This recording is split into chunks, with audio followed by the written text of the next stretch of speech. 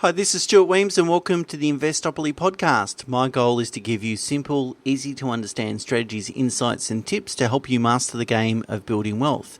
And in this episode, I'd like to talk about the fact that financial issues and problems often bleed across different fields within financial services. And if you don't understand that and you don't appreciate it, that opportunities will slip between the gaps and that you could potentially make mistakes.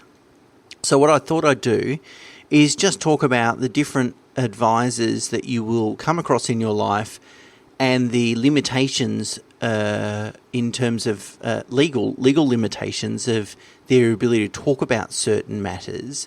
And then I'm going to share with you 3 potential solutions on how you can deal with this issue.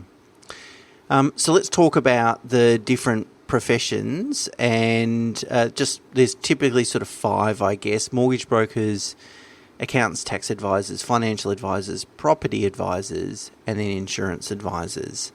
And I'd like to just talk very quickly about them individually and the limitations, just so you can, understand what that looks like. So firstly, mortgage advice. If you're going to give any advice in respect to mortgages, products, loan structuring, borrowing capacity, interest rates, these sorts of things, you must hold what's called an Australian credit licence or be an authorised representative of a holder of an ACL, Australian credit licence.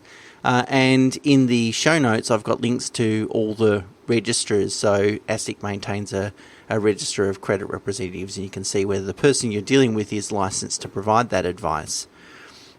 The next is tax advisors to provide any what they call tax agent services. So that's really any tax advice or lodging your tax return and these sorts of things. You must be registered with the Tax Practitioners Board. And quite often, however, I find that some very well-meaning and ethical and honest professionals can sometimes express opinions about tax treatments or even give you tax advice. And I would just be very careful in respect to that. If the person isn't a registered tax agent, certainly listen to their advice if you trust and respect them, but make sure you go away and confirm what they've told you is in fact correct, it hasn't changed, because they might not be up to date, and or it applies to your situation. Next one is financial advisors. To give financial advice, you must hold an Australian Financial Services Licence, or AFSL for short, or be an authorised representative of a holder of that such licence. And financial advice is very broad, can include things like cash flow management, budgeting, investing in shares, managed funds, super, retirement planning, estate planning, risk management, and so on. So it's very, very deep. And I've written and podcasted before about the importance of choosing someone that's completely independent. And again, in the show notes, there's a AFSL register that ASIC maintains that you can search to see if the person, again, you're dealing with is licensed to provide that advice. Next is property advice. Now, if you benefit from making a recommendation for someone to buy a specific property, so that would certainly encompass buyer's agents, or you help someone sell a property and you represent them, then you need to have a real estate agent's license, and that's a state-based licensing by Consumer Affairs. However, if you are going to give advice in respect to property investment, so that is really advice, but not recommending a specific property, but giving you advice around that, you don't need any license whatsoever. It doesn't fall within financial advice because that's covered by the Corporations Act, and that only covers advice in respect to a security, and the definition of security does not include real estate, real property. So be very, very careful, therefore, if someone's offering you property advice, what are their qualifications, education, do they have to have, what sort of compliance regime do they have, these sorts of things. Anyway, buyer beware with respect to property advice. And lastly, insurance advice. Quite often a lot of financial advisors will give insurance advice as part of their holistic approach, but also there are a bunch of professionals out there that just do insurance-only advice, and that would be a limited AFSL, Australian Financial Services Licence, but they're out there. So really, in summary, mortgage brokers can give you advice about, credit products, mortgage products and so forth, but really can't talk about cash flow and taxation matters and ownership structure and these sorts of things. Whereas tax agents can give you advice in regards to tax matters, but can't talk about cash flow and investments and mortgage and loan structure and interest rates and these sorts of things. A financial planner can talk about how to invest the money, but they can't necessarily talk about unless they're a tax agent, can't necessarily talk about the tax consequences or the tax planning matters associated with their investment advice. So as you can see, a lot of financial matters and financial decisions cross over multiple fields. And therefore, it creates a little bit of a problem, or can create a bit of a problem, in that you need advice from different professionals. But also, the other problem is that does the right hand know what the left hand is doing? So what opportunities or issues will fall between the gaps, either because each advisor is aware of what you're up to, or they didn't receive the right information. You deemed that it wasn't appropriate to share that information or necessary, but had they have known, maybe they would have given you sort of different advice or more proactive advice. So consider the decision to upgrade your home, or for other people to downsize their home, that sort of situation. You want to think about budgetary constraints and borrowing capacity, so you need a mortgage broker.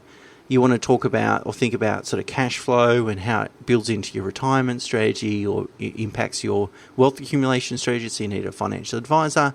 And possibly there's some taxation consequences associated with those decisions, so you need to speak to a tax agent. So one decision around upgrading or downgrading your home could require a kind of a multidisciplinary approach.